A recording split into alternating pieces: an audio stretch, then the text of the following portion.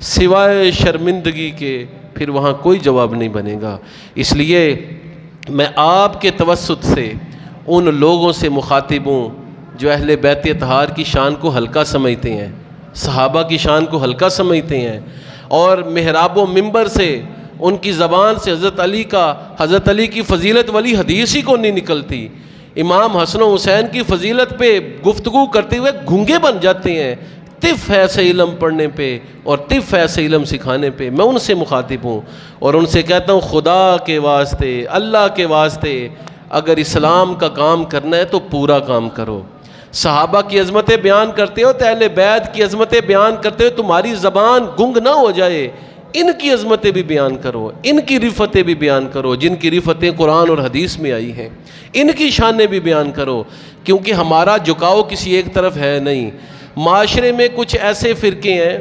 کہ ایک فرقے نے صحابہ مل لیے ہیں، پنجابی لفظ بول رہا ہوں، صحابہ کرام کو مل لیا ہے کہ یہ ہمارے ہیں جی، اہل بیت کو چھوڑ دیا ہے۔ کچھ فرقے ہیں جنہوں نے اہل بیت مل لیے ہیں اور کیا کہ ہم صحابہ سے ہمارا کوئی تعلق نہیں۔ ہم الحمدللہ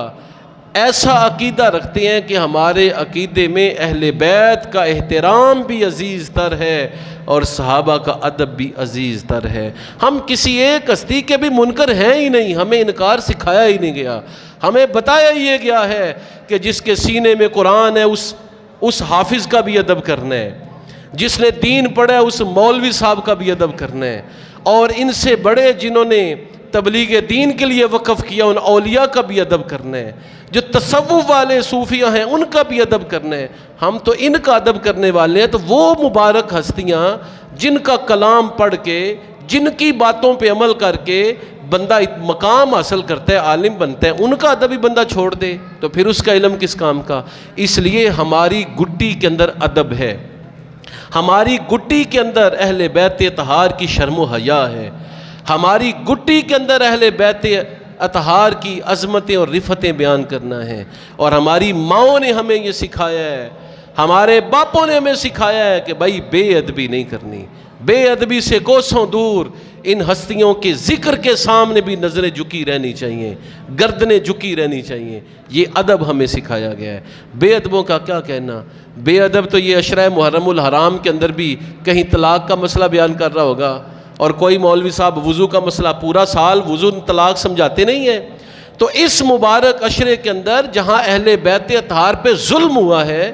یزیدیت اپنے عروج پر آ گئی تھی، یہاں پر تو بتانا چاہیے کہ بھائی اہل بیت اطہار کی عظمتیں کتنی ہیں، وہ مبارک ہستیاں کتنی بلند تر تھیں، ان کا مقام و مرتبہ کتنا ہے، وضو نماز روزہ سارا سال ہوتا رہتا ہے، یہ مسائل بیان کیے جاتے ہیں۔ تو یہاں جب بات آئے گی یزیدیت کی تو ہم بھائی طلاق کے مسئلوں سے نکل کر حسینیت بیان کریں گے،